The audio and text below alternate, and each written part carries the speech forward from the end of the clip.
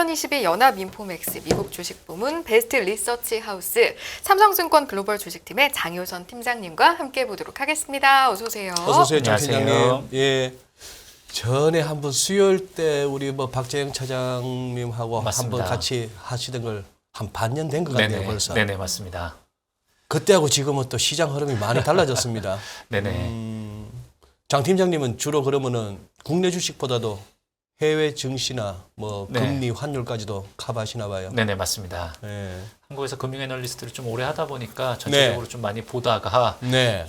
금융 섹터에 대해서 사실 문의가 없은 지가 한참 됐죠. 그랬는데 이번 주, 지난주부터 해가지고 카카오페이, 카카오뱅크 등등부터 해가지고 네. 최근에 이제 개인 투자자들도 관심이 많았던 종목들이 주가가 워낙 많이 빠지고 이러다 보니까 예. 투자자분들의 이 근심 걱정들이 사실 상당히 많이 느껴지고 있는 상황입니다. 예. 지금 시장 상황이 좀 예사롭지 않다 하는 느낌이 좀 드는데 더군다나 우리는 10월 들어서 연속 2번의 이제 또 연휴가 있었고 그때마다 또 시장 변동성은 확대됐고 예. 어떠세요? 지금 한 반년 전에 그때 팀장님 그때 하실 때는 저도 그걸 좀 본 기억이 있는데 2008년 당시하고 이렇게 좀 비교를 하시면서 그 당시는 좀 어느 정도 반등 가능할 것으로 보신 것 같은데. 맞습니다. 사실 그때 3월 달에 좀 반등은 있었으나 그 이후 흘러내렸고 여름에 좀 서머 랠리 내지는 베어마켓 랠리가 강하게 분출됐습니다만 지금은 미국이나 우리나 전저점 깨질까 봐 걱정해야 되는 상황이죠. 맞습니다. 예, 오늘 좀 준비하신 내용들을 한번 쭉 들으면서 궁금한 거 중간중간 여쭙겠습니다. 네, 잘 알겠습니다. 예. 사실은 이게 상당히 좋은 또 불꽃 축제도 있었었고 전체적으로 좋은 분위기였었다라고 생각을 했었는데 사실은 쉬시는 동안에도 쉬시는 마음이 상당히 무거우셨었을 것 같아요. 네. 그 이유부터 먼저 잠깐만 한번 말씀을 드릴게요. 이게 이제 지난주 화요일 날 이 실업 수당 신청 건수가 사실 좀 증가를 했었습니다. 미국 같은 경우에 지금 경기가 너무 좋아서 문제이다 보니까 경기를 갖다 꺼뜨리려고 사실 연준에서 노력을 많이 했는데 실업 수당 신청 건수가 계속 좋아지다가 그러니까 계속 떨어지다가 한마디로 실업자들이 줄어들었다는 얘기죠. 갑자기 확 올라간 거예요. 지난주 화요일 날쯤. 그래서 이거 금요일 날 나오는 고용 지표가 안 좋을 수도 있겠구나라고 하는 그런 기대감을 좀 안겨줬었죠. 참 이게 역설적인 표현입니다. 고용지표가 안 좋아지겠구나 하는 기대감이라고 표현해야 되는 이 아이러니가 벌써 몇 년째인가요, 그죠? 그러니까 이게 사실은 개인 투자자들의 입장에서 이 시장의 난이도가 진짜로 극악의 환경이다라고 생각이 돼요. 네. 특히 주린이들의 입장에서는 아니 이게 좋은 뉴스가 나서 경기가 너무 좋다는데 그거를 보면서 벌벌 떨고 있다라고 하니까 그러니까요. 사실은 이해를 잘 할 수가 없는 건데요. 근데 이 부분을 보시면은 조금 더 나타날 수가 있는 게 사실상 이 미국의 고용 지표는 전체적으로 저번에 한번 좋을 때는 70만 명, 80만 명씩 한 달에 신규 고용이 되다가 최근에 좀 떨어져서 26만 명까지 떨어진 것은 분명히 좋은 뉴스다라고는 볼 수 있습니다. 시장의 예측치 정도이긴 했는데 문제는 이 실업률의 수준 자체가 거의 역사상 최저치라고 보시면 좋을 것 같아요. 그렇죠. 완전 고용이 4%라고 봐야 되는데 이게 지금 3.5%까지 떨어졌다라고 하는 것은 기존에 있었던 그 직장에서 사람을 치거나 이런 부분이 전혀 없는 것이고 이러다 보니까 구직자가 없다 보니까 실업률 자체가 지금 너무나도 낮아진 이런 상황이 됐다라는 것이죠. 그래서 사실 올해 초에 제가 한 3월달, 4월달쯤에 나왔을 때하고 지금하고 상당히 많이 달라졌던 부분이 그 당시에는 빅스텝이라는 용어 자체도 사실은 많은 투자자들한테 잘 알려지지 않았었고 저 같은 사람한테도 사실은 자이언트 스텝이다라고 하는 용어가 뭔지도 몰랐었습니다. 그랬는데 지금은 너무나도 당연하게 한 번에 75bp씩 금리 인상을 벌써 3번을 했는데 이번에 거의 80%의 확률로 11월 달에 다시 할 것 같고 거기에다가 이번 마지막에도 다시 한 번 더 할 수 있을 가능성이 28%까지 올라오는 등 진짜로 이 극악의 환경, 한마디로 인플레를 잡고자 지금 연준에서 정말로 세게 나가고 있다라는 부분들이 얘기가 되다 보니까 이 저를 비롯한 많은 투자자들이 지난주 금요일 날 고용 지표를 보면서도 이런 고민들을 많이 하는 거죠.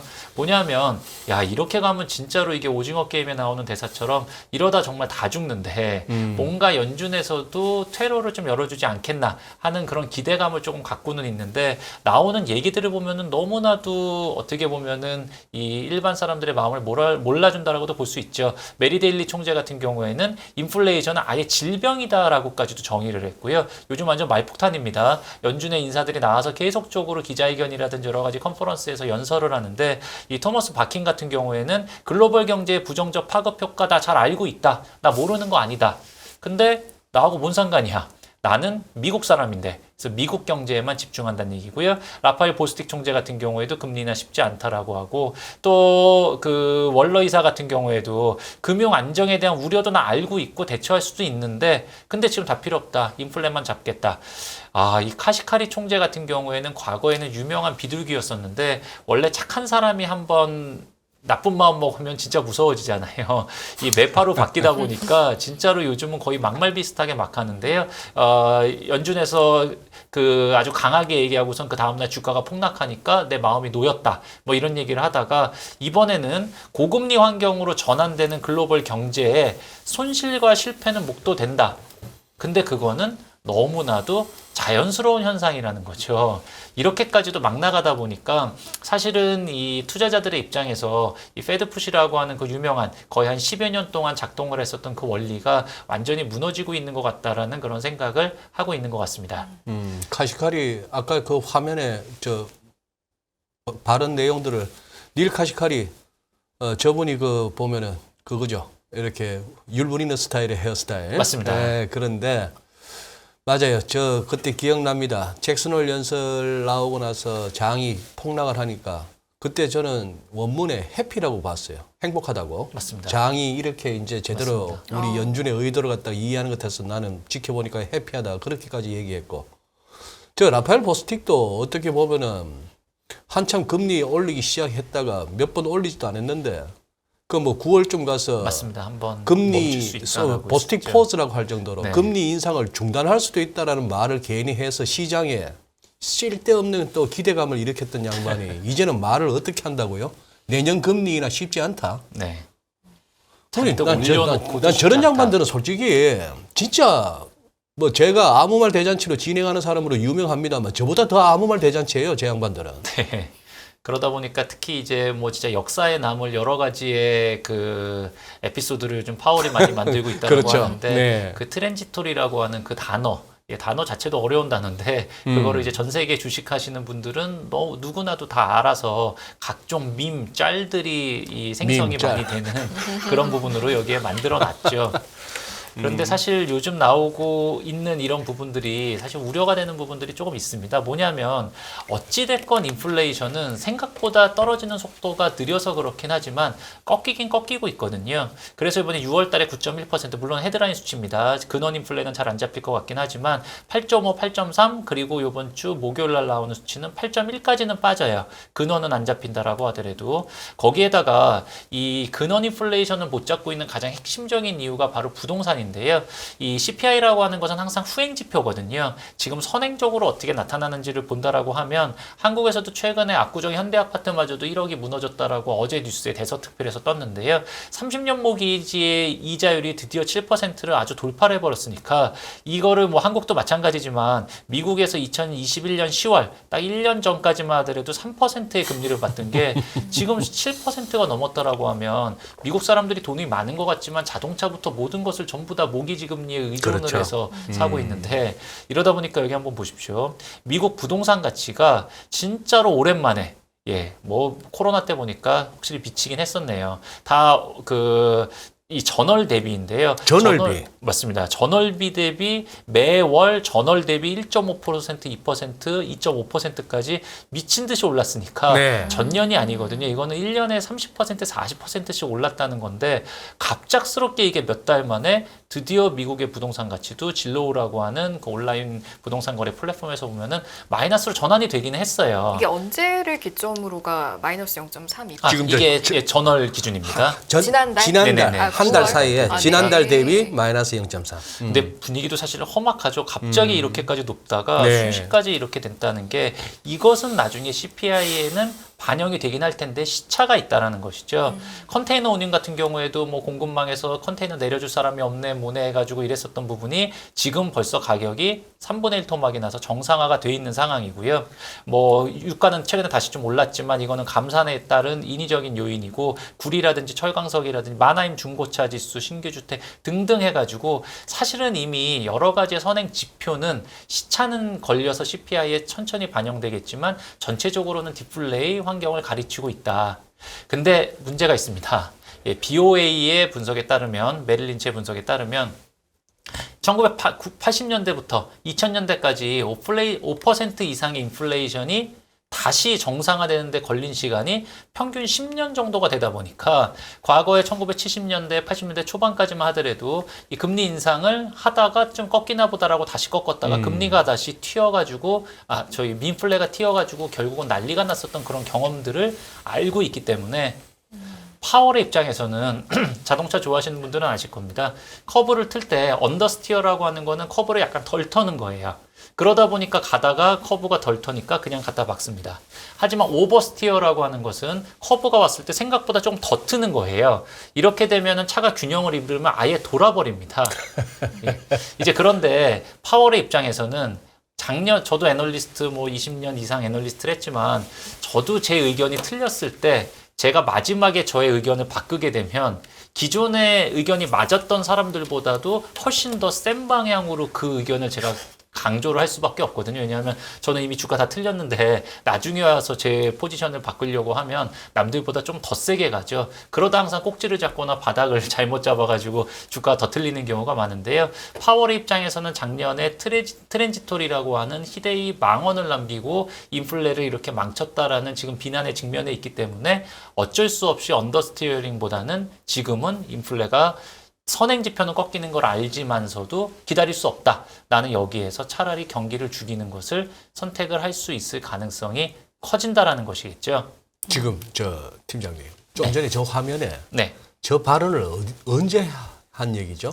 요거는 짤입니다. 짤입니다. 네. 아까 말씀하셨던 밈과 파월이 짤 중에. 저렇게 네네. 파월이 저렇게 얄밉게 얘기하지는 않았을 텐데 네네. 돌아다니는 짤에 맞습니다. 우리 우리가- 당신들한테 약을 너무 적게 줬어. 네. 그래서 이제는 좀 세게 주겠다. 왜냐하면 적게 줘가지고 병원에 입원했으니까 이제는 약 많이 먹고 거의 쓰러질 정도로 약을 줘서 병을 치료를 해주겠다라는 것이죠.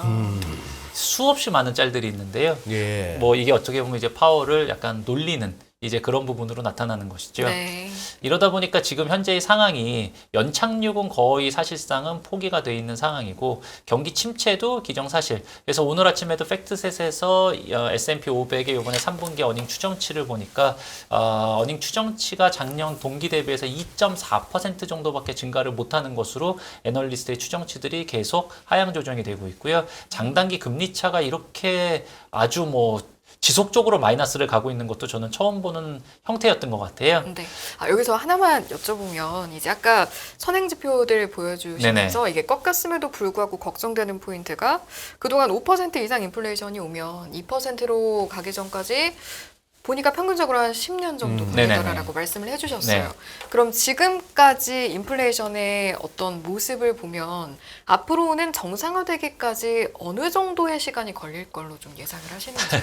지금 여기에 나온 이 BOA의 네네. 말에 따르면은 이게 한 10년 정도가 걸린다라고 하는데 네. 그런데 지금 여러 가지의 그 애널리스트의 추정치라든지 전반적인 내용들을 보면 내년 말에는 이 근원 CPI 기준으로 왜냐면 유가라든지 식음료 값은 저희가 예측이 불가능하니까요. 예. 그 정도로 놓고 봤을 때는 한 3% 정도까지는 떨어질 수 있을 것으로 기대를 하고 있는 것 같아요. 3에서 4% 정도로. 네. 근데 그런 기대가 지금 지난주에도 고용지표가 아니 이렇게 9월 달에 장도 대폭락하고 기업들도 분위기가 안 좋아서 아마존 심지어 테슬라 같은 쪽도 사람 구조조정을 하고 이럴 정도이다 보니까 분명히 안 좋았어야 되는데 생각보다 너무 세다라는 얘기죠. 이러다 보니까 이 인플레이션이 생각보다 덜 잡히는 거 아니냐라고 해서 내년에 3%는커녕 4% 혹은 5%까지도 육박할 수 있는 거 아니냐 그런 네. 식의 우려감이 나오는 것 같고 그게 최근에 주식시장을 꺾고 있는 요인이 되는 것 같습니다.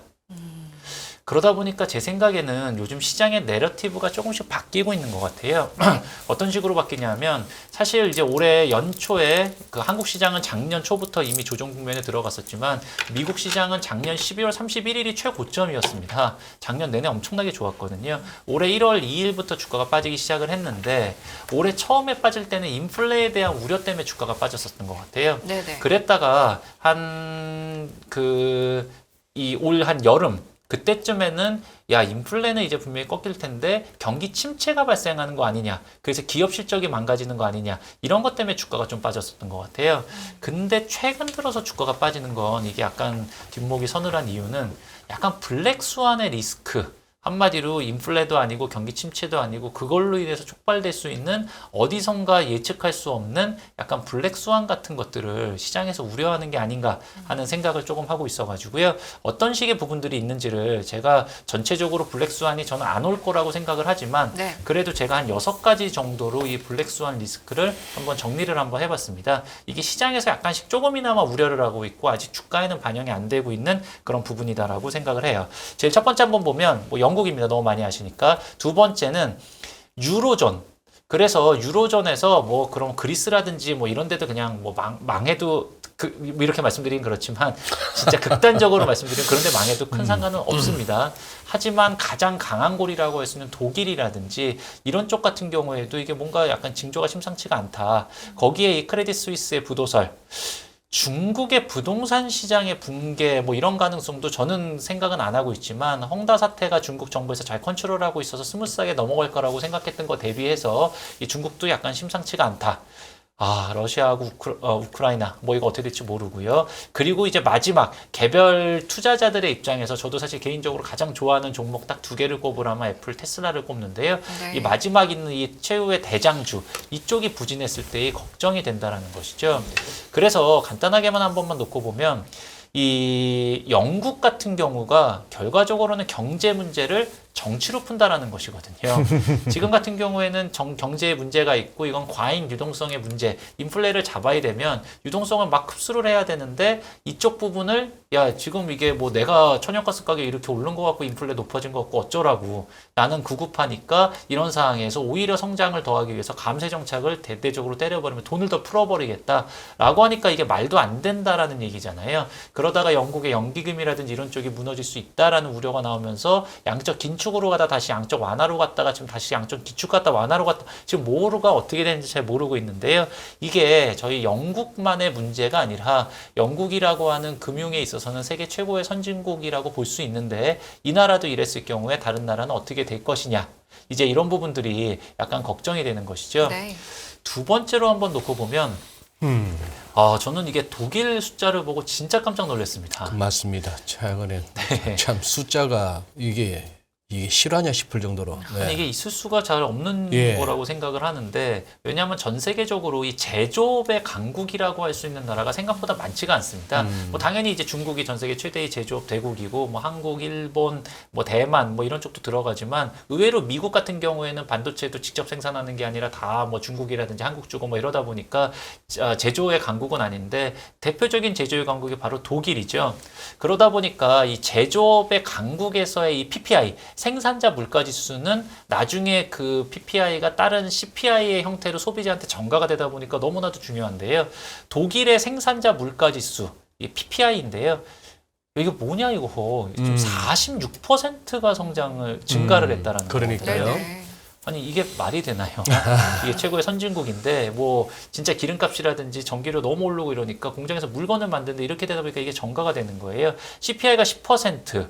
뭐 이러다 보니까 이제는 약한 고리뿐만 아니라 강한 고리까지도 혹시 독일이라든지 이런 쪽의 금융기관, 예전부터 도이치뱅크라든지 이런 쪽에서의 부도 가능성들이 예전에 2018년, 17년에도 한번 이슈가 된 적이 있었는데 이제 그런 쪽들 이러다 보니까 이 제2의 리만 사태가 과연 유럽에서 일어날 수 있을 것이냐 이런 쪽도 체크를 한번 해봐야 되겠죠.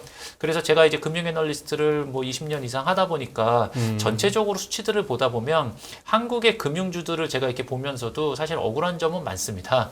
왜 그러냐면 예전과 같은 그런 리스크가 한국의 금융사들조차 거의 전혀 없다라고 보시면 돼요.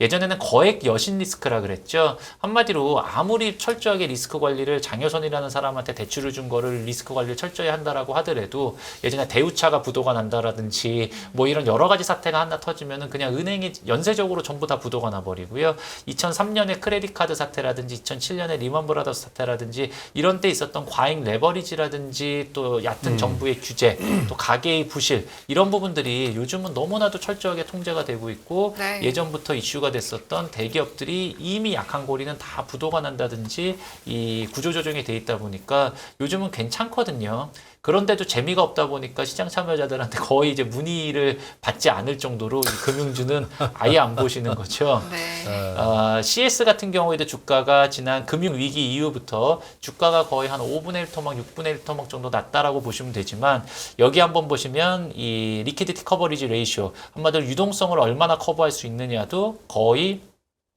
피어 대비해선 최고고요. CET1 레이쇼, 예, 가장 핵심 코어 자본을 말합니다. 이쪽도 지금 13% 정도가 된다라고 하는 것은 진짜 숨겨져 있는 잠재 부실이 있지 않으면은 만만치 않은 건데 그래도 시장에서는 야 이거 아니야 뭔가가 이상해 라고 하는 생각들을 계속 하는 거죠. 저 같은 사람도 사실 CS 같은 데가 부도날 거라고는 이게 재무제표로만 보면 전혀 상상이 안 가다 보니까 만약에 이런 게 한번 무너졌을 때의 블랙스완의 리스크는 분명히 있을 수가 있다라고는 좀 보실 수가 있고요. 또 이제 중국의 부동산 경기도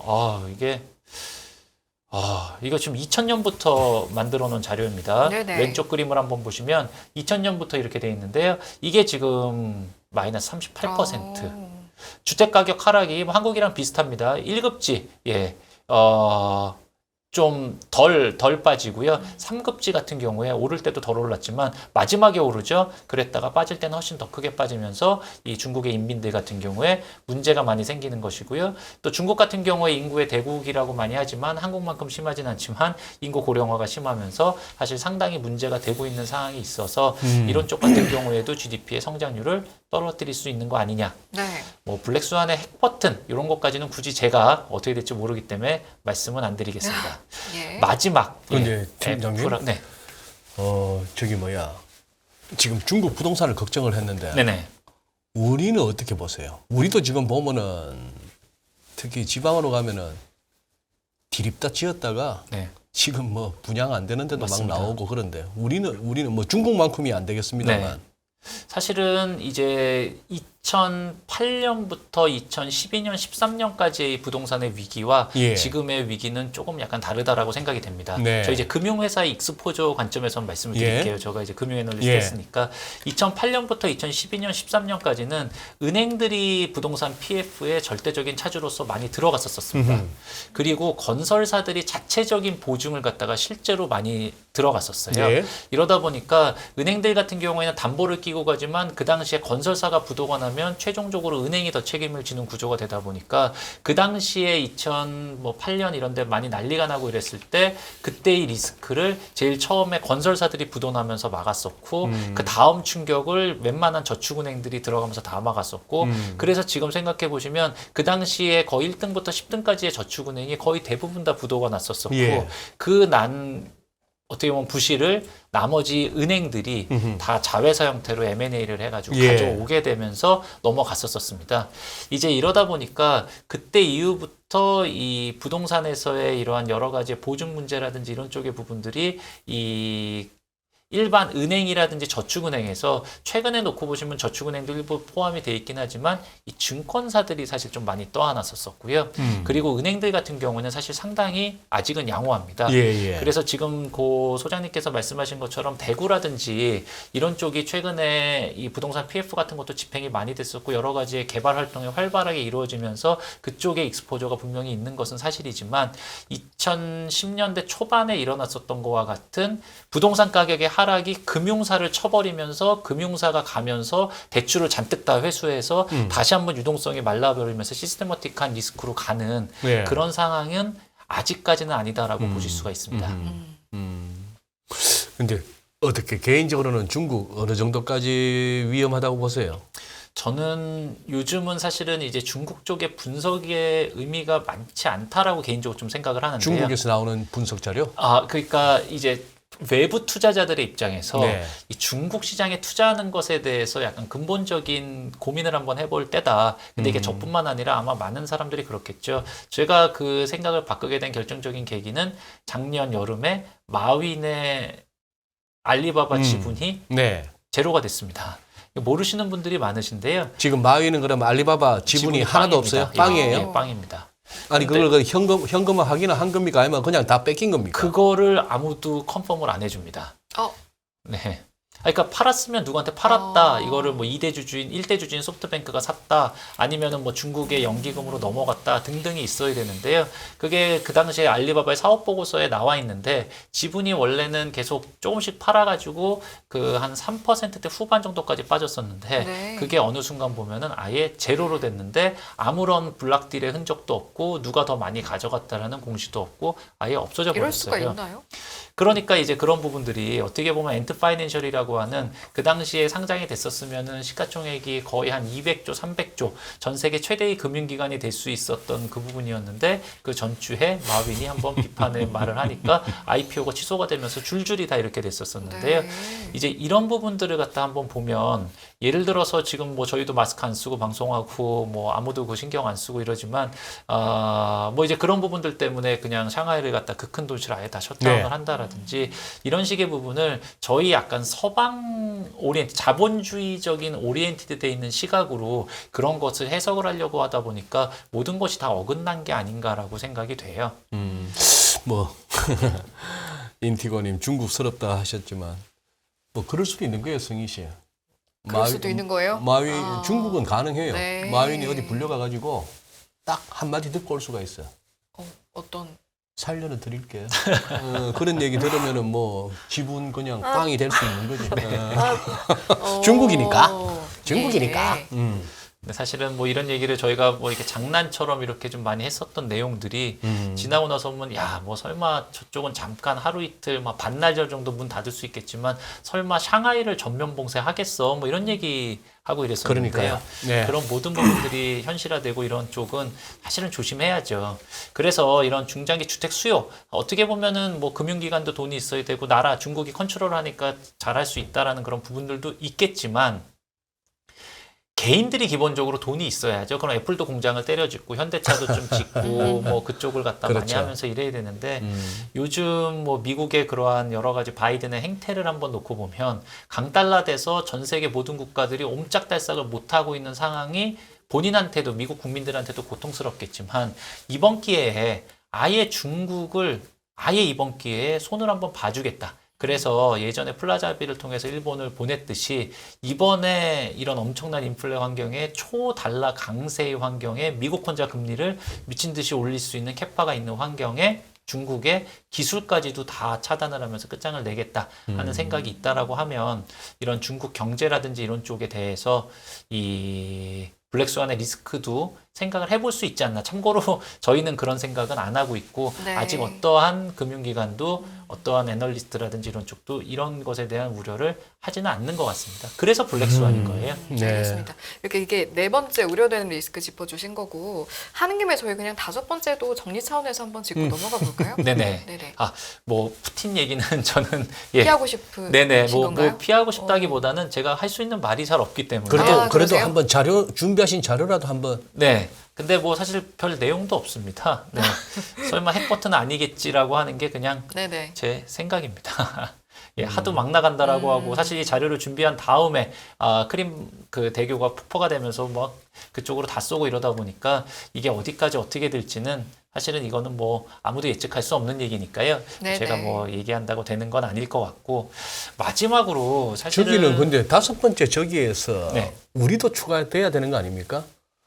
옛날에는 그래도 아침 9시 그래도 아침이라도 먹고 이렇게 회의라도 하고 쏘더니만 네, 요새는 저녁에도 맞습니다. 쏘고 밤에도 쏘고 맞습니다. 새벽에도 쏘고 저수지에도 쏘고 뭐 이번에 북한 또 말이에요. 패턴이 좀 다양하네요. 네.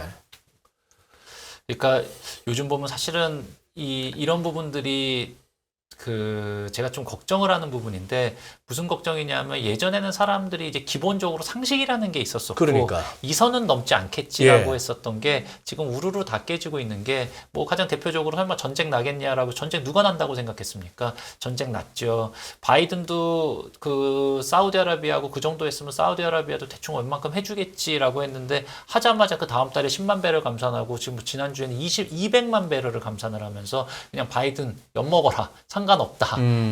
지금 뭐 한국이랑 북한도 마찬가지고 중국 같은 경우에도 뭐 이제 끝없이 가는 뭐 영국도 지금 뭐 막 나가는 거고요. 이 이탈리아 같은 데도 막 나가고 뭐 이러다 보니까 어떻게 보면 이런 각자 도생의 세상이라고 하는 부분에서 네. 큰 그림에서 놓고 보면 인류가 서로의 발전을 위해서 싫어도 그냥 좋아하는 척하면서 악수하고 어색한 동거라도 해서 사람이 다 같이 사는 그런 과정이었는데 네. 요즘은 그런 거 필요 없다.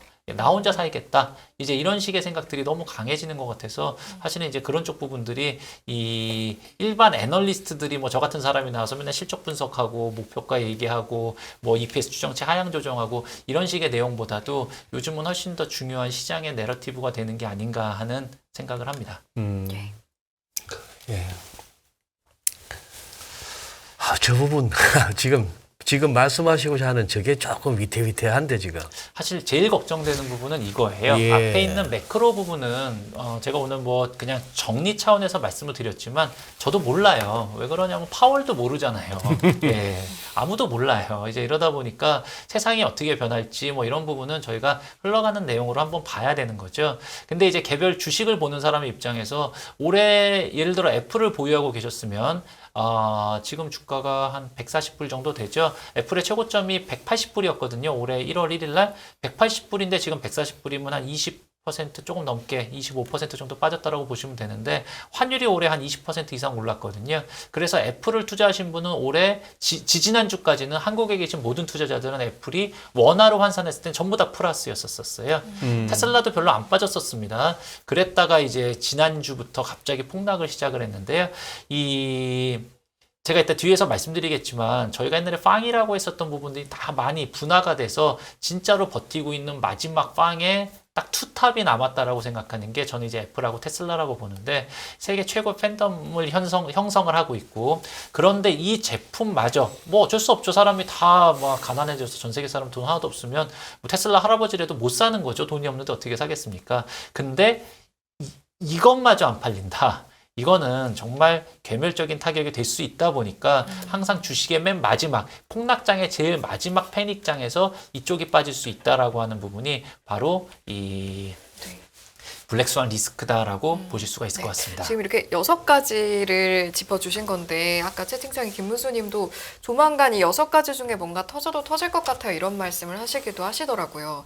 지금 이제 우리 팀장님이 글로벌 주식팀에 계시니까 이제 말씀하신 여러 가지 세계 곳곳에서 벌어진 사안들을 좀 주목해서 보실 텐데 제가 2가지 질문을 좀 드리고 싶어요. 이 6가지 중에 제일 목전에 둔 리스크가 뭐라고 생각하시는지 그리고 발발한다면 제일 타격이 큰 리스크는 뭐라고 생각하시는지 하나씩 꼽으신다면 어떤 걸 꼽으시겠어요? 일단은 제일 눈앞에 당장 보이는 거는 당연히 영국이겠죠. 왜냐하면 요번에 시스테마틱한 리스크의 향기를 제일 먼저 풍겼던 게 영국이었었고 양적 긴축을 하는 와중에 갑자기 양적 완화를 한다고 이게 뭔 소리야 라고 하면서 미친 거 아닌가 해서 보니까 그게 뭐 연기금이 있는 LDI 같은 쪽에 파생 쪽에서 문제가 됐었다 뭐 이렇게 얘기가 되고 그 바로 다음에 쳐버리는 게 이 CS, 이 금융기관까지도 같이 걸려 들어가는 거죠. 이러다 보니까 이거는 지금 당장 눈앞에 나와 있는 그 리스크라고 볼 수 있고 어제 같은 경우에도 영국의 그 30년 국채가 거의 50bp, 60bp 가까이 하루 사이에 폭등을 했거든요. 아마도 아시겠지만 채권은 듀레이션이라는 게 있는데 30년물이라고 하시면은 그 듀레이션이 30년이 그러니까 듀레이션이 30입니다. 그래서 1%의 금리가 올라면 가격이 30%가 빠진다는 거거든요. 이게 채권이라고 하는 쪽에서 그렇게까지 많은 변동폭이 있다라고 하면 이거는 분명히 자산 부분에서도 이슈가 될 수가 있었다 보니까 오늘 밤 같은 경우 사실 이제 두근두근 하면서 이 내용을 좀 보는 게 바로 이제 그런 쪽에서 얘기가 될 수가 있을 것 같고요. 네. 이 여러 가지 블랙스완은 다 안 일어난다라고 가정을 하는 거지만 제일 일단은 저희가 지켜봐야 되는 단기 변수는 어쨌든 이번 주 목요일입니다. 이번 주 목요일 날 CPI가 그래도 조금 안정이 된다. 예를 들자면 헤드라인 수치가 7%대로 좀 떨어진다라든지 아니면은 그 코어 CPI 같은 경우에도 지금 6.5 뭐 이렇게까지도 예상이 되고 있는데 전월이 6.3을 찍으면서 시장이 그 당일날 4% 넘게 폭락했었거든요. 그래서 요번에 저번 달하고 거의 비슷한 수준만 나온다라고 하더라도 시장에서 지금 너무 쫄아있기 때문에 좀 트리거가 될 수 있어서 이번 주 목요일 날 9시 반, 예, 그때를 좀 유심히 봐야 될 것 같습니다. 알겠습니다. 아까 저기 마지막 대장주 애플과 테슬라가 혹시나 여기서 이제 하락폭을 키우는 그 리스크를 갖다 또 이제 장 팀장님께서 마지막으로 짚어주셨는데 지난 주말에 이제 캐시우드가 한 석 달 만에 다시 테슬라를 다 저가 매수했다는 기사가 나오더라고요. 그리고 전기차 시장의 성장으로 인해 4년 후에 4,600달러를 콜을 하더라고요. 지금 220불도 살짝 내려왔는데 네네. 뭐 220이라 보시고 219불 49센트인데 220이라 보고 캐시우드가 4년 후에 4,600불을 콜을 했고 네. 저는 오늘 한 두 군데 방송 가고 뭐 캐시우드보다도 허접하지만 저는 4년 후에 460불을 콜을 했습니다. 네네. 장 팀장님 누가 더 가까울 것 같습니까? 4년 후에. 예, 이게 요즘 참 캐시우드는 아까 전에 그 파워의장보다도 더 짤이 많은 짤이 많은. 네. 네. 요즘 하도 뭐 여러 가지 이슈가 있어서 2020년에 어떻게 하면 얻어 걸려가지고 맞습니다. 스타 됐었는데 맞습니다. 그 다음에 계속 뻘짓을 해가지고 이 맞습니다. 누님이 요새 막 아무 말 대잔치를 계속 하시더라고요. 맞습니다. 예. 그래서 제가 사실은 여기에 좀 얘기를 했는데 예. 이 블랙스완에 어쨌든 그래도 대응을 해야 되잖아요. 여기서 네. 이제 많은 투자자들이 그렇다고 뭐 100%다 현금을 가지고 있을 수도 있는 것도 아니고 이러다 보니까 제가 이렇게 크게 세 가지 정도의 이 전략을 갖고 왔고 일단 제일 첫 번째가 가장 유일한 강한 고리는 이제 미국. 어차피 미국에 투자할 수밖에 없는 거고 두 번째는 배당주. 근데 지금 소장님께서 지금 질문을 먼저 주셨기 때문에 제 생각인 이 세 번째 빅테크에서도 저는 압축이 좀 필요한데 그거의 대장이 지금 당장 주가는 빠질 수 있어도 그래도 저는 TA의 시대다. 그게 바로 테슬라하고 애플이다라고 생각을 합니다. TA의 시대? 네네. 이거를 먼저 잠깐 한번 말씀을 드리겠습니다. 사실 이렇게 얘기하면은 이게 사람들한테 이미지가 탁탁 잘 들어가기 때문에요. 보기가 쉬우신 것 같아요. 제일 처음에 보면은 이게 빵이라는 용어가 있었었죠. 그랬죠. 예, 여기에서 보면은 페이스북 탈락했죠. 그리고 여기 넷플릭스도 탈락했죠. 네. 근데 저희가 나중에 와서 생각을 한번 해보면 페이스북하고 넷플릭스 뭐냐? 플랫폼이냐? 뭐라고요? 그러니까 이 페이스북이라든지 이런 페이스북만 하나만 놓고 보면 네. 페이스북이라고 하는 것을 저희가 플랫폼이라고 과연 볼 수가 있었는지 그냥 앱인 거죠, 앱. 예. 제가 예를 들어 안드로이드를 제가 삼성전자 폰을 쓰면은 어쩔 수 없이 안드로이드는 무조건 써야 되는 거잖아요. 이거랑 페이스북은 제가 그냥 SNS를 하기 위한 하나의 서비스 앱이었었던 거죠. 쓰기 싫으면 그냥 지울 수 있는 거고 이 플랫폼이라고 하는 거 네이버라든지 뭐 이런 쪽도 마찬가지지만 벗어날 수 없는 그런 부분이 있어야 되는데 이것은 그냥 하나의 서비스 일종이었다. 넷플릭스 같은 것도 마찬가지라고 볼 수가 있었겠죠. 이게 이제 빵이 몰락을 하면서 팬데믹 시대에는 만타의 시대가 돌아왔다라고 이름을 좀 정할 수가 있을 것 같습니다. 여기 이제 엔비디아라든지 테슬라 같은 쪽이 들어온 게 큰 거죠. 그런데 2022년 이후에는 최근에 나타나고 있는 거 물론 지난주에 테슬라가 주가가 거의 한 15% 가까이 빠지면서 엄청나게 많이 빠졌지만 그 전까지 그리고 향후에 놓고 보더라도 저는 두 가지 정도가 남을 거다라고 생각을 하는데요. 그 이유를 갖다 한번 말씀을 드리자면 네. 과거에는 하드웨어의 시대였다. 인텔이 세상을 지배했고 인텔 인사이드로 삼성전자, GM, 현대차 뭐 이런 식의 하드웨어의 시대에서 세상이 변하면서 이제는 다 소프트웨어의 시대다. 그래서 네이버, 네카오가 뜨고 또 저희 뭐 다 이제 이런 쪽이 얘기가 떴었던 거죠. 그런데 두 쪽을 다 가져가야 된다라는 게 소프트웨어 시대가 왔을 때는 야 하드웨어 뭐가 중요하냐 그냥 그 다른 데 시켜서 만들면 다 똑같은데 그리고 안드로이드 같은 경우도 뭐가 중요하냐 어차피 삼성전자가 좋은 핸드폰 만들어서 나는 거기에 내 플랫폼만 깔면 되는데 라고 생각을 했었지만 지금 와서 보니까 이 애플하고 테슬라라고 하는 회사는 바로 전 세계 어떤 기업도 해내지 못한 두 가지를 같이 잡고 있더라. 이 부분이 너무나도 중요한 것 같아요. 네. 삼성전자도 사실 이런 부분을 많이 하려고 했었었죠. 그래서 예전에 뭐 삼성전자도 훌륭한 회사이기 때문에 이쪽에 안드로이드를 가서 까는 게 나중에 멱살을 잡혀서 끌려갈 수밖에 없다 보니까 바다라는 거를 갖다가 이쪽에 깔아서 시험도 한번 해봤었었고 예. 잘 안 됐었었고 그 이후에 차세대 OS라고 하는 게 바로 애플 같은 경우는 시리가 있지만 삼성전자 같은 경우에는 이 버튼을 누르면 빅스비가 나오지 않습니까? 네. 그래서 냉장고라든지 이런 쪽에서도 이런 거를 많이 했었었지만 그건 역시도 요즘은 조금 쉽지가 않은 것 같아요. 어쨌든 전 세계적으로 이렇게 이 하드웨어와 소프트웨어를 두 개를 갖고 있는 게 상당히 좀 중요하다.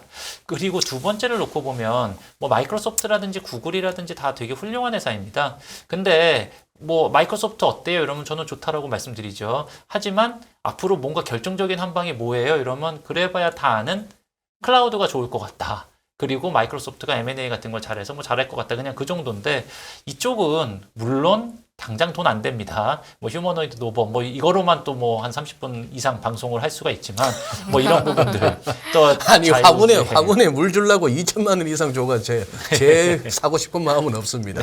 괜히 또 화분에 물 주다 자빠질라. 네. 옆에 다니면서 부축도 해야겠던데. 지금 당장은 그렇죠. 네. 거기에 뭐 가상 발전소라든지 애플 같은 경우에도 최근에 보면은 이런 자체 반도체, 이 최근에 엔비디아부터 시작을 해서 뭐 인텔 등등의 반도체 주식이 폭락을 하고 있는데 기본적으로 수요 자체가 많이 줄어들었다. 언택트에서 컨택트로 바뀌면서 많이 다 사놨기 때문에 줄어들었다. 뭐 이런 부분들도 있지만 이 자체 반도체를 애플이 직접 만들고 최근에 맥북 같은 경우가 완전 PC 시장까지도 싹쓸이하고 있다 그래요. 이 휴대폰 같은 경우에도 마찬가지지만 이 맥북 같은 경우도 싹쓸이하면서 자기가 자체 반도체를 다 넣다 보니까 나머지 회사들의 반도체의 물량 자체가 조금 부진할 수가 있는 것이죠. PC 시장 같은 경우에도 엊그저께 AMD가 실적이 나왔는데 상당한 쇼크를 줬었던 이유가 이 PC 시장이 부진했었던 건데요. 뭐 이런 쪽 애플카에 대해서 애플은 진짜 단 한마디 언급도 안 하는데 이거를 가지고선 계속 저희 같은 사람들이 이런 걸 만들어가지고 짤을 갖다 해가지고 애플카 나오면 이렇게 될 것 같아서 테슬라의 라이벌이 될 것이다. 아니 애플카는 말도 안 했는데 한마디로 그런 혁신에 대한 기대감 이런 부분에 있어서 애플하고 테슬라는 확실히 좀 다르다라고 생각이 되고 다르긴 다른데 저 기대감 때문에 너무 많이 제 주위에서도 너무 많이 물렸어요. 저놈의 애플카. 뭐 현대자동차라든지 그런 쪽이죠. 징글징글해. 애플은 아무 소리 안 하는데 예, 왜 난리야? 그래서 저희는 뭐 이제 그런 얘기들 많이 하죠. 애플카가 좋아 보이면 애플을 사면 되지. 그러니까. 예. 그리고 테슬라의 모멘텀을 플레이를 하고 싶으면 그럼 테슬라를 사면 되지. 그러니까. 왜 그 속에 들어가는 수없이 많은 밸류 체인들이 테슬라가 잘 되니까 한국에 무슨 종목 이랬다가 진짜 많은 뭐 양극재라든지 이런 거 잘 된 부분도 있지만 힘든 쪽도 많지 않습니까? 이러다 보니까 사실은 그런 식의 생각을 하면서 전 세계의 많은 자금들이 이 위기를 맞아서 점점 더 이쪽으로 쏠리고 있는 그런 부분들이 있어서 미국의 강달러라든지 이런 쪽이 계속되고 있다라고 생각을 해요. 다만 아까 전에 말씀드렸던 이제 이런 쪽의 부분들 두 번째는 이 혁신의 기대감이 남다르다. 세 번째는 뭐 주식에서도 애플바가 있고요. 테슬라도 있고 저는 이제 둘 다 속합니다. 예. 이제 이러다 보니까 둘 다 속하세요? 이제 이러다 보니까 이게 주가의 프리미엄에도 많이 반영이 돼 있고 네. 지금 주식 시장에 완벽한 패닉은 아직은 안 왔다라고 생각이 되고 사람들이 지금은 그래도 패닉에 한 7, 80%는 온 것 같아요. 이러다 보니까 야 나 주식이라는 거 나 주린이로 괜히 잘못 들어가서 진짜 폭망했다. 이제는 나 주식 다 팔고 안 하는 거죠. 하지만 내 마음속에 깊이 간직돼 있는 딱 두 가지.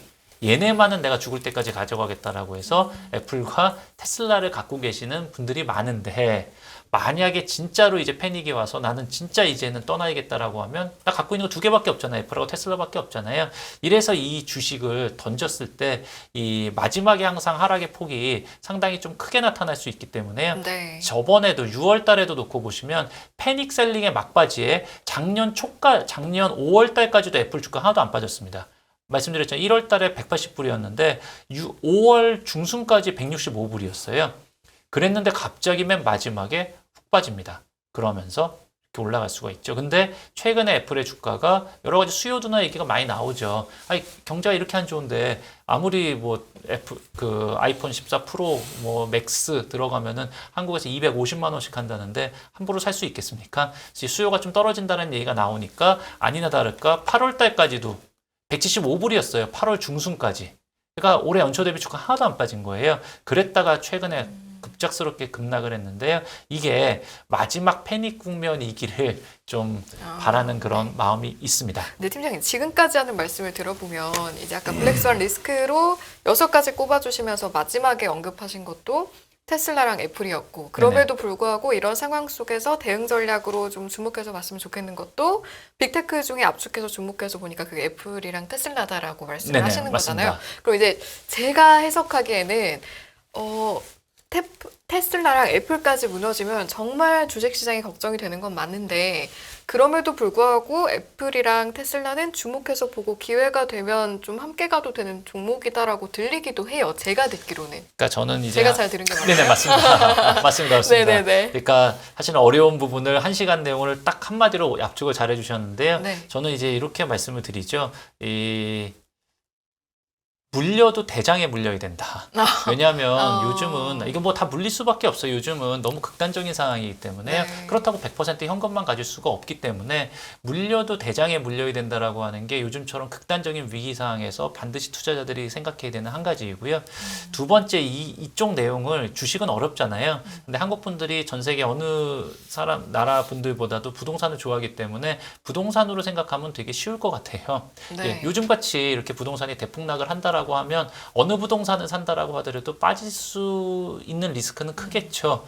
하지만 어디 살래? 라고 하면 제가 특정 지역은 말씀 안 드리겠지만 많이 빠지고 있는 예를 들어 지방을 볼래 아니면 서울의 제일 핵심 지역 아파트 중에 아파트라고 불리는 데를 그쪽을 볼래 라고 하면 빠질 수는 있어도 그래도 그쪽에 들어가면은 나중에 반등을 할 때 그쪽은 좋아질 수가 있겠죠. 네. 이제 그런 것처럼 요즘 제가 올해 뭐 주가도 맞기도 하고 틀리기도 하고 여러 가지 부분들이 있었었지만 개인적으로는 가장 그나마 좀 저희 방송이라든지 저희 삼성증권의 고객들한테 좀 도움이 된 부분은 진짜 기승전 미국. 예. 거의 사람들이 저희 방송, 저도 오늘도 아까 지금 유튜브 저희 또 채널을 또 찍고 왔는데 일주일에 2번씩 하고 있는데요. 네. 이제 그럴 때마다 왜 쟤는 맨날 미국 얘기만 하고 다른 나라는 쳐다도 보지 말라고 하냐 이런 얘기를 되게 많이 했었었는데요.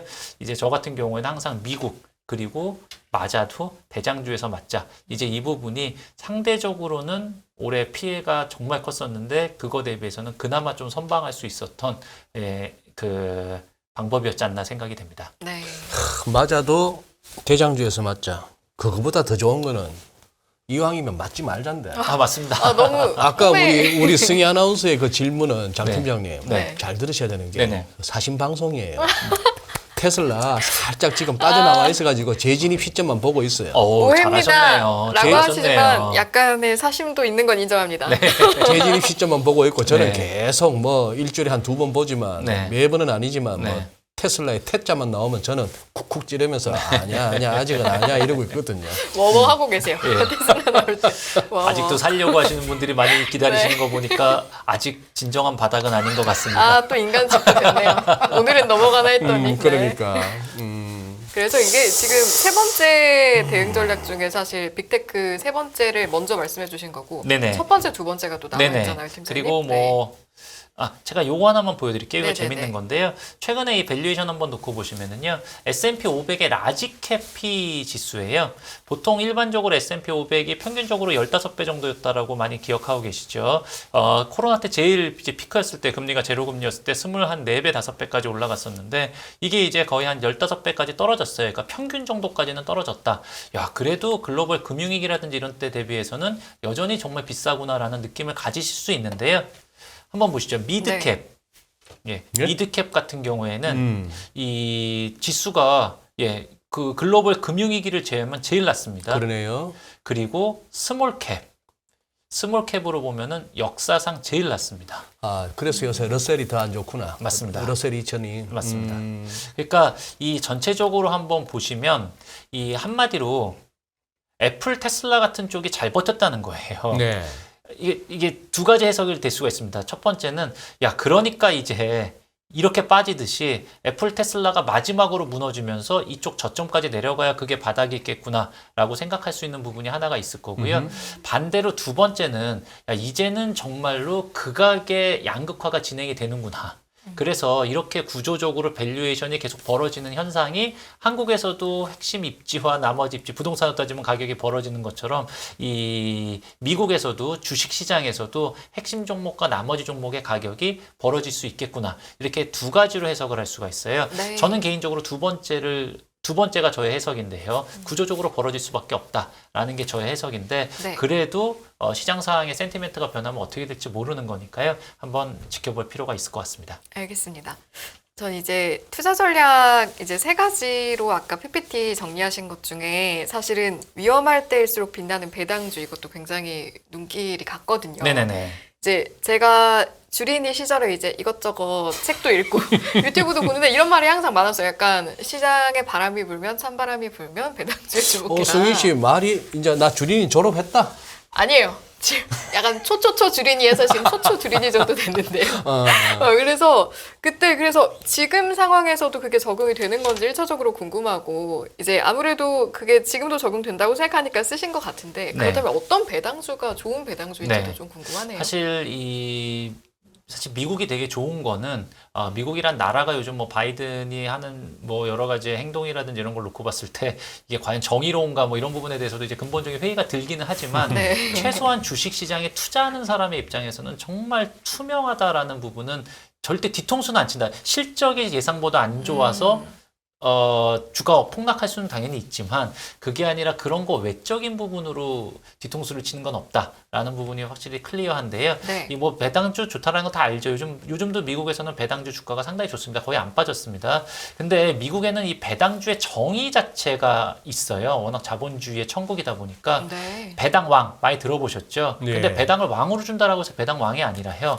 50년 연속 배당을 한 해도 빠짐없이 줬다 정도가 아니라 50년 연속 증가시킨 기업입니다. 점점 증가했다. 네. 배당 귀족이라는 거는요, 25년 이상 배당을 한 해도 빠짐없이 역시 증가시킨 기업입니다. 네네. 배당 성취자는 10년 이상 증가시킨 기업이에요.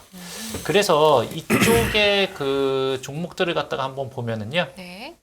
아이고, 제가 오늘 양이 너무 많아서 이쪽 좀 줄였는데, 네. 배당 왕이 전체적으로 거의 한 50개가 넘게 있고요. 배당 귀족까지 25년 이상까지 합친 이쪽을 갖다 놓고 보면은 거의 한 63개 정도의 배당 귀족 이상이 있습니다. 대표적인 배당왕 뭐 대표적으로 뭐 기업이 있나요? 코카콜라라든지 코카콜라. 예, 네. 뭐 기타 등등 상당히 많이 있습니다. 60개 넘게 있으니까요. 네. 그래서 그런 식의 종목들을 저희가 이 포트폴리오의 리세션 기간 동안의 수익률을 한번 비교해 봐도 당연히 뭐 상식적으로 훨씬 더 전체 S&P 500을 아웃퍼폼을 했었다는 걸 보실 수가 있고 올해 들어서도 코카콜라 주가라든지 이런 쪽을 보시면 지금 계속 60불대 초반 정도에서 움직이고 있는데요. 이쪽에 가장 큰 리스크는 시장이 바닥을 치고 급반등할 때 그때도 영원히 60불이다라고 하는 그런 약점이 있기는 하지만 요즘 같은 때는 진짜 안 빠져주기만 해도 밤에 나 밤잠만 잘 수 있게 만들어줘도 정말 고맙다라고 생각이 되거든요. 그래서 그런 식의 종목들을 한번 보실 필요가 있을 것 같아요. 그래서 저희가 배당주 포트폴리오도 따로 삼성증권의 홈페이지에 들어오시면 이 따로따로 다 관리를 하는데요. 최근에 보시면은 저희의 포트에는 이 유나이티드 헬스 시가총액이 얼마냐? 처음 들어보셨다고요? 예, 시가총액이 670조입니다. 삼성전자 시가총액이 350조거든요. 그래서 삼성전자 시가총액의 거의 한 2배는 안 되지만, 예, 그렇습니다. 이 펩시콜라의 시가총액이 거의 삼성전자하고 큰 차이 안 나죠. 삼성전자가 350조, 우선주까지 하면 400조 정도 될 텐데요. 거의 큰 차이 안 나죠. 네. 이런 쪽도 50년 가까이 거의 48년 정도 배당을 증액을 했을 거예요. 올해도 2.8%고 맥도날드도 우습게 생각하겠지만 맥도날드 250조면 하이닉스가 요즘 얼마죠? 빠져서 하이닉스가 한 70조, 80조 정도 될래나요? 예, 그쪽보다도 한 3배에서 4배 정도 이런 큰 종목들이다라고 보실 수가 있으니까 사실 한국 투자자분들한테 이 배당주, 미국의 배당주 여러 번 말씀드렸어도 인기가 잘 없어요. 왜냐하면 저희는 TQQQ, 예, 그리고 뭐 테슬라 3배 레버리지 같은 것도 영국에 또 상장이 돼 있거든요. 최근에 이제 그런 거 많아서 이 레버리지를 상당히 좋아하는 그런 투자의 스타일들이 많으시다 보니까 그쪽으로 많이 되는데 네. 요즘 같은 때에는 순식간에 한 달 이내에 나의 본전을 당장 회복하려고 생각하는 것보다는 이렇게 좀 분산 투자, 특히 이게 배당주 같은 거가 있으면 많이는 못 먹을 겁니다. 올해 하나도 안 빠졌어요. 많이는 못 먹겠지만 그래도 이 포트폴리오의 약간 중심을 잡아주면서 멘탈 관리에 큰 도움이 될 수 있다라고 생각을 합니다. 네. 그래요. 저기 그리고 팀장님. 네. 지금 이렇게 보니까 모든 증권주가 다 공통점이 있네요. 7월 15일 날 아래 꼬리 달면서 확 어떤 바닥 찍고 네. 뭐 어디 삼성증권이나 어디나 뭐 할 것 네. 없이 그러고 나서 좀 올라오다가 네. 다시 지금 밀리면서 거의 이제 7월 15일 그때 그 레벨 근처 왔는데 네네. 요새 뭐 증권주를 갖다가 어디서 뭐 입에 올리는 걸 못 봤는데 그것도 왕년에 트로이카였는데 여기 이 방송 보시는 젊으신 분들은 아마 이해 못하실 겁니다. 예, 모르시죠? 은행, 정권, 예. 건설 뭐 이런 거 갖고 트로이카.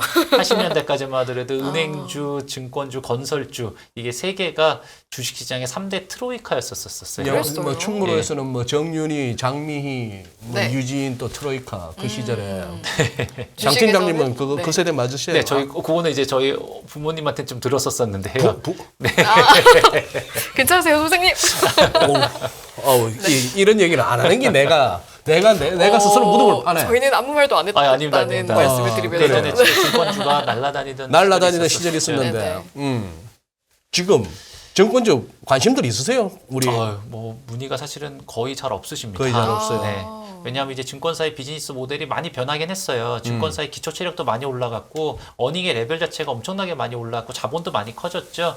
미래에셋증권만 하더라도 자기 자본이 10조가 넘어가고 삼성증권도 자기 자본 5조가 넘어가고 또 예를 들면 한국금융지주 같은 경우에는 카카오뱅크의 대주주 중에 하나이지 않았었습니까? 근데 카카오뱅크가 시가총액이 많이 나갈 때는 거의 50조 가까이 나갔었는데 그거를 한투가 초기에 뭐 카카오 정부 규제라든지 이런 것 때문에 거의 한 50%의 지분을 한투가 갖고 있었다가 나중에 해가지고 이제 카카오한테 넘겼었었는데요. 네. 어쨌든 그런 부분을 한번 놓고 보면 작년에 증권사들의 세후이익이 1조가 넘어갈 정도로 진짜 엄청나게 레벨업이 됐었었죠.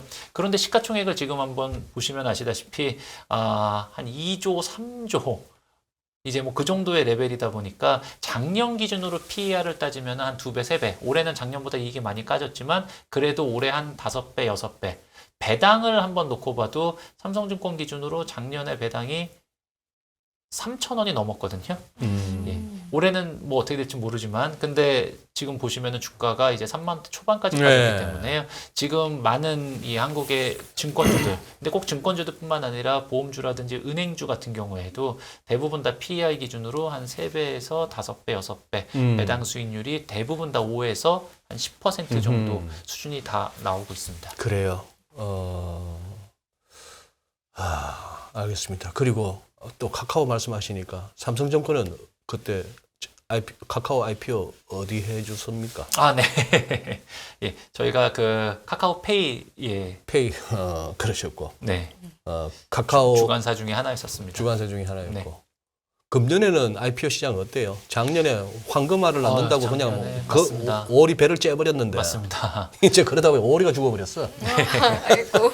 올해 같은 경우에는 아마 전체적으로 뭐 만만치가 않다라는 얘기가 좀 많이 들리고 엊그저께도 보니까 또 뭐 마켓컬리가 IPO가 될 수 있냐 없냐 뭐 이런 얘기가 어제 그제도 신문에 좀 나왔던데요. 네. 전체적으로 뭐 한국뿐만 아니라 미국 같은 경우에도 몇 년 동안에 이 언택트의 수혜를 받는 이 코로나 대표 수혜주들이 저희 캐시우드 누님의 큰 총애를 받으면서 어마어마한 IPO들이 진행이 됐었다가 최근에 미국 같은 경우에도 그런 빅 IPO들이 잘 안 나오는 것을 보실 수가 있을 것 같아서 전 세계적으로 다 나타나는 현상으로 생각이 됩니다.